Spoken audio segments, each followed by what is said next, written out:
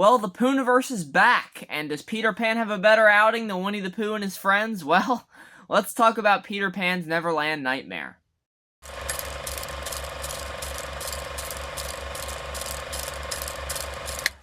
Welcome back to the channel, guys. AJYT Abbott here. Welcome to my review of Peter Pan's Neverland Nightmare. This will be a spoiler review, so if you haven't seen the film, definitely go check it out and come back and hear my thoughts. And let's get into this here. So Scott Chambers directed this one. Scott Chambers is the guy that played Christopher Robin in Winnie the Pooh Blood and Honey 2, by the way. And him and Reese Frake Waterfield, the director of course, the first two Blood and Honey films, are kind of the two big creative minds behind this twisted childhood universe, or the Poohniverse, as people have come to call it. And this is the third entry into the franchise. We have Peter Pan here, killing people. It's a good time, for the most part. And I want to talk about, first off, I want to say some positives about this movie, because I will tell you guys right now, I can't be 100% positive on this movie. I'm really trying to get adjusted to being positive on these Poohniverse movies, especially after how I really hated the first Blood and Honey. But hey, Blood and Honey Part 2 was good. I gave that a 6 out of 10.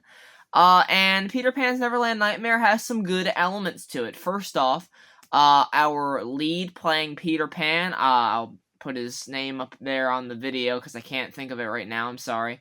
But he did a great job. He was eerie, he was threatening, he was very creepy, and I'm looking forward to more of him as that character. And you have some really great kills that don't hold back in terms of how dark they're going to go with it. Peter goes onto a bus in this film and slaughters the entire bus full of children.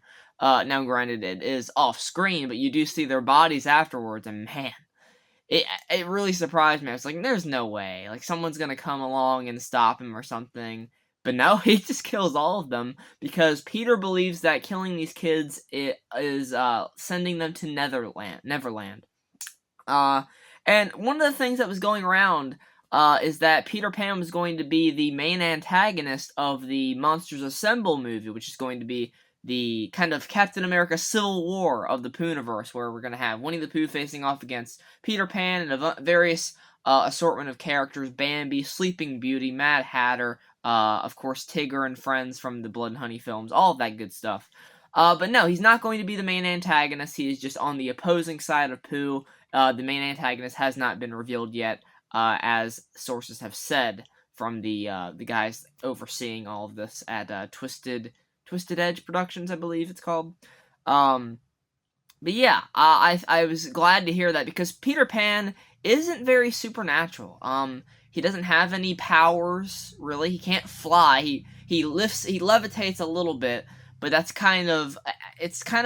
it's hard to say whether it's all in his head or not. I'm pretty sure it's all in his head. This guy is just a crazy psychopath that believes that him killing people is sending them to Neverland.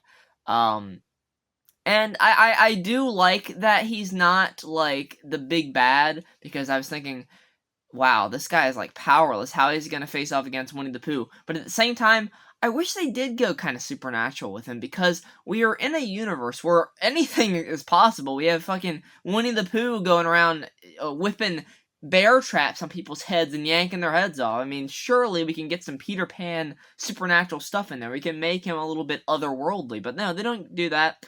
They don't even do that with Tinkerbell, who is this, who's revealed to be a child that Peter kidnapped at the very beginning of his kind of spree to send kids to Neverland.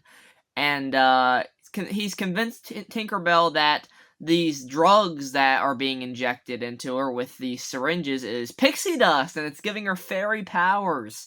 So there's some very dark stuff at play here. Definitely not a movie that you would take somebody to see over, like, a date. I mean, unless you're into that really dark shit for a date night. Honestly, we do have a really great horror movie date night coming up with Companion, but I'll get to that next week when we talk about that. That one's gonna be fun.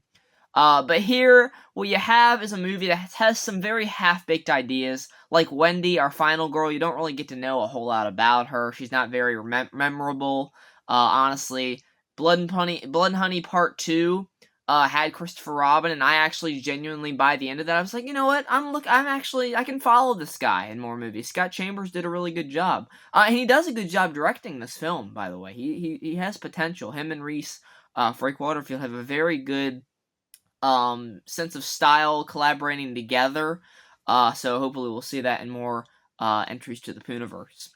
And talking about Wendy some more, really the only information you get about her is that she loves her brother John and Michael. Really, John is an afterthought in this movie. He doesn't get many lines or anything like that. He's not a big part of the story. Michael, however, gets kidnapped by Peter, which leads to Wendy having to go save him in the third act of the film. And really, that's all the characteristics you get about Wendy, is that she loves her brothers, and that's really it. You don't get any kind of rivalry, like, you know, how Laurie Strode and Michael have their kind of rivalry. Nancy has her rivalry with Freddy Krueger, and so on, as so many Final Girls do, like Sidney Prescott and Ghostface. I mean, I can go on all day with that.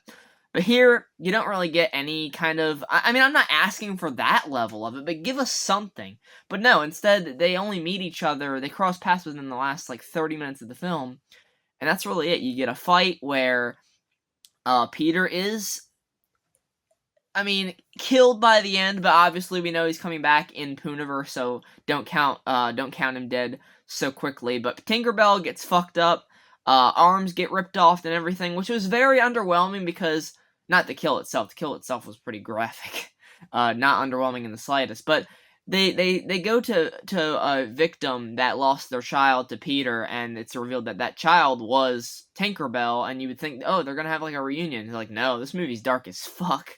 And they killed Tinkerbell off. So that was a weird way to get rid of that character. You think that would be one that they would stick around a little bit longer to maybe add another person to the roster for the Monsters Assemble movie. But I don't know. It's just a junkie that injects pixie dust into herself. I don't know what she would have done during the Monsters Assemble movie. Anyway, maybe that's their thought process as well. But overall, guys, Peter Pan's Neverland Nightmare, it's got some fun stuff in it. Like I said, Scott Chambers shows potential. I'm looking forward to more of that. I'm looking forward to more of this Poohniverse, even though this one didn't quite live up to the hype. So, I'm giving Peter Pan's Neverland Nightmare a 4 out of 10. It's got some elements where when it's developed enough, it really works, and when it's not developed, it really doesn't work. And it shows by having some flaws in the film. So, I want you guys to let me know what you thought of Peter Pan's Neverland Nightmare. What is your ranking of the Poohniverse? I would rank, obviously, the first Blood and Honey dead last, and then Neverland Nightmare, and Winnie the Pooh, Blood and Honey Part 2 as number 1. We'll see where Pinocchio Unstrung and Bambi the Reckoning, as well as Poohniverse Monsters Assemble, lands on the ranking. I'm excited to see all those different entries to the franchise. Let me know what you think. Could be a cool direction for them to take with the Poohniverse. I'm excited to talk about that with you guys. And until next time, take care and goodbye.